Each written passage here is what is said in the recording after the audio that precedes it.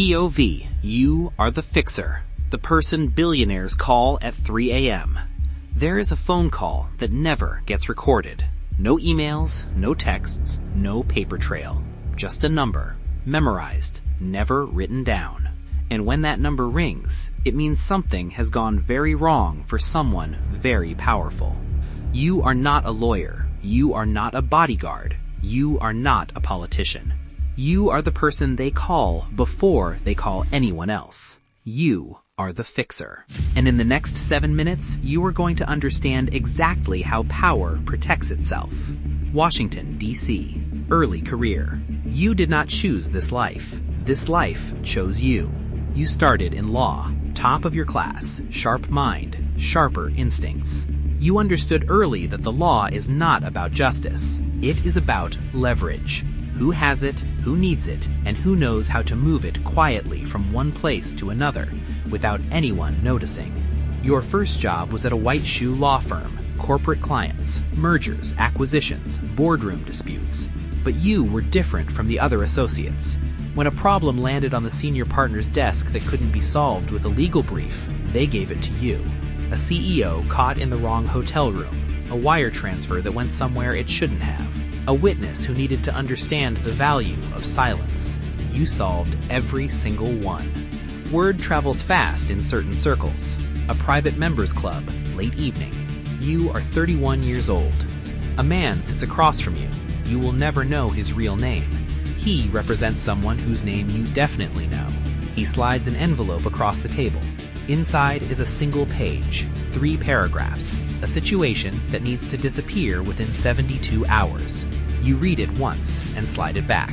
You don't keep documents. You quote a number. He doesn't flinch. You shake hands. No contract, no receipt, no record. Just a problem that is about to stop being a problem. This is your first official job as a fixer. It will not be your last. Understanding how it actually works. People imagine fixers as criminals. Most are not. Your toolkit is surprisingly legal. Information. You know things about people. Not because you spy on them, because powerful people talk to other powerful people, and information flows like water through the right networks. You collect it, store it, never use it unless you have to. Lawyers. You have relationships with attorneys in every major jurisdiction. They don't ask questions. They file. They settle. They make things go away through legitimate legal channels that happen to move very fast when the right people are involved. Journalists. You know which reporters will run a story and which ones can be persuaded that a different story is more interesting. Narrative is a tool. You use it carefully. Money. Not bribes. Never bribes. Consulting fees, speaking engagements, donations to foundations. Money moves through clean channels and lands where it needs to land. Silence. Your most powerful tool. You know when to do nothing, when to wait, when to let a situation exhaust itself. Most problems disappear on their own if you give them the right amount of time and the right amount of pressure. Who actually calls you? Your clients are not criminals. They are the people who run the world. A tech billionaire whose son has been arrested in a foreign country on charges that could become an international incident. A sovereign wealth fund that made an investment in a company that turns out to have been doing something the fund absolutely cannot be associated with. A senator whose private communications have been obtained by someone who understands their value. A media mogul whose former employee is about to go public with something that has been kept quiet for 15 years. None of these people call their lawyers first. They call you. Because lawyers operate within the system, you operate around it. How you stay clean. You have rules. Rule 1. You never know more than you need to know. Details create liability. You want outcomes, not information. Rule 2. You never do anything illegal yourself. Every action you take is technically defensible. The gray areas are where you live, but you never cross into black. Rule 3. You never work for the same client twice in the same year. Proximity creates patterns. Patterns create exposure. Rule 4. You never discuss price until you have heard the full situation. Some problems are not worth any amount of money. Rule 5. You have one person, one completely trusted person who knows everything. If something happens to you, that person knows exactly what to do with what they know. That last rule is the most important one. It is the only reason you are still alive and still free. The call you almost didn't take. 3 years into your career, a call comes that is different from all the others. The situation is not a scandal, not an arrest, not a financial irregularity. The situation is a person. A journalist investigating something that connects 4 of the most powerful institutions in the world. She has documents, sources, a publication ready to run the story in 6 weeks. Your client wants the story stopped. You take 3 days to think about it. You come back with an answer.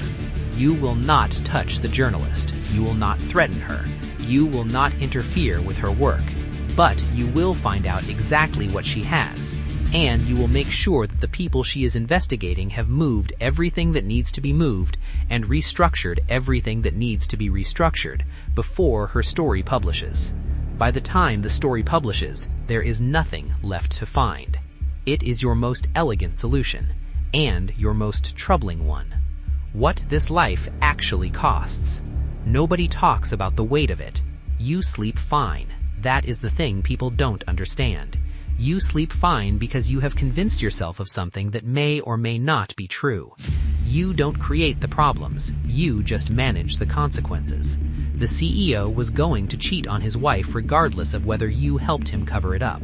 The corporation was going to make that investment regardless of whether you helped them distance themselves from it. The politician was going to take that money regardless of whether you helped them structure it correctly. You tell yourself you are a neutral party, a technician, a plumber who fixes leaks in a system that was already broken long before you arrived. But sometimes, late at night, in a hotel room in a city you won't remember next week, you wonder, if there were no fixers, would the powerful be forced to face what they have done? Or would they simply find another way? You already know the answer. That is why you are still in the business. How it ends. Every fixer eventually becomes a liability. You know too much. You have been too close to too many situations. At some point, a client will decide that the risk of your existence outweighs the value of your service. You planned for this. 15 years in, you begin your exit. Not dramatic, not sudden. You simply become less available, harder to reach. Your rates double, then triple. The problems you agree to take become smaller and more manageable. You redirect your most important clients to people you have trained, people who owe you, people who understand that your continued silence is the foundation their entire operation is built on. You move quietly to a place that has favorable extradition arrangements and a good climate. You live simply. You tell people you are retired. They assume you are in finance. You let them. What it all means. Here is what the fixer understands that nobody else does. The system is not corrupt because bad people broke into it. The system created the fixer because it needed one. Every institution, every corporation, every government produces situations that cannot be resolved through official channels. The gap between how power presents itself and how power actually operates, that gap is where the fixer lives. As long as that gap exists, someone will be paid to manage it. The fixer is not a symptom of a broken system. The fixer is proof that the system is working exactly as the people at the top designed it to work. You didn't break anything. You just kept the machine running smoothly. And the machine is still running. Right now, somewhere, a phone is ringing.